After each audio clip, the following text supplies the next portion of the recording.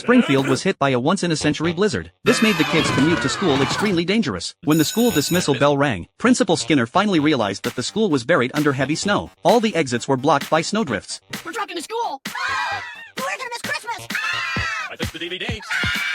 Even all the roads in the city had been closed due to the heavy snow. Even the telephone lines were down. Homer and Flanders planned to go to the school to rescue the kids, and they decided to take apart the roof to use as a snow clearing tool. The kids' only lunch was a handful of condiments. Nelson tried to escape from the place, but the snow was packed tight and blocked every way out. The students staged a collective protest, so the principal locked them in a room. He gave each of them a sleeping bag, and placed a chamber pot right next to Bart. Bart decided to dig a tunnel with a spoon to escape, but Principal Skinner found out about his plan. The principal intended to destroy the tunnel himself, but he ended up getting stuck in the snow. Bart put a metal bucket on the principal's head, then he and the other kids stuffed the principal into a bag. They hung him up and started hitting the bag. They even wrecked his office right in front of him. While the kids weren't paying attention, the principal sent a hamster out to seek help. On the other side, Homer accidentally crashed into a fire hydrant while driving. His car was instantly frozen. The fumes that came out caused Homer to pass out. Luckily, Flanders woke Homer up just in time. The little hamster broke through the window and brought fresh air to the two of them. After starting the car, Homer turned on the cruise control. Unexpectedly, the car started to go out of control. It crashed into a salt warehouse, and tons of salt happened to melt the snow.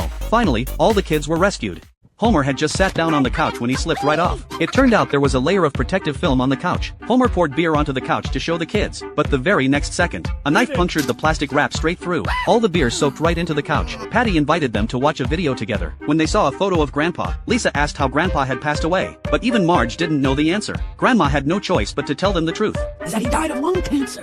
So Patty and Selma decided to quit smoking. They gathered up all their cigarettes and destroyed them together, but the fire ended up burning down the entire house. After quitting smoking, Patty became extremely irritable, and could only keep chewing tea leaves to cope. Quitting smoking, however, had no effect on Selma at all. Patty felt like she was having hallucinations from quitting smoking. Sometimes she would even smell cigarette smoke. After the doctor examined her, her body was perfectly fine, but Patty said she could smell cigarette smoke again, and the doctor replied that he could smell it too. The two of them looked at Selma at the same time. As soon as Selma opened her mouth to speak, smoke came out. It turned out she had been secretly smoking behind Patty's back the whole time. This made Patty so angry that she decided to leave Selma and move into the Simpsons' house. The next day, Homer woke up and found Marge wasn't by his side. He thought it was Marge taking a shower in the bathroom, so he took off all his clothes and walked in, only to find it was Patty. Homer quickly rinsed his eyes with disinfectant. When he saw Bart walking into the bathroom, Homer hurried to stop him, and poured disinfectant on him too. Just then, Patty walked out.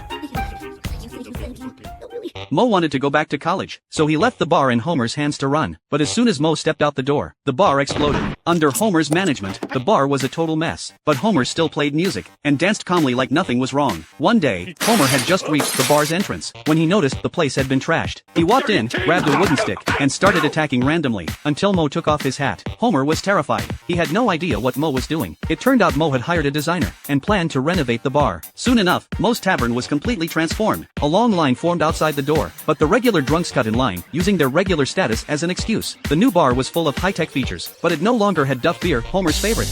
Whatever, just give me a Duff. Mo had no choice but to call in Michael to fix the problem. Homer was sent to the oxygen bar to breathe in oxygen. He tried to go find Mo to confront him, but he felt lightheaded from lack of oxygen after taking just a few steps. All these fancy, well-dressed people made Homer and the others feel even more insecure. Homer thought Mo was a total liar. Mo immediately told the security guards to throw Homer out. I'll throw my Duff out, thank you.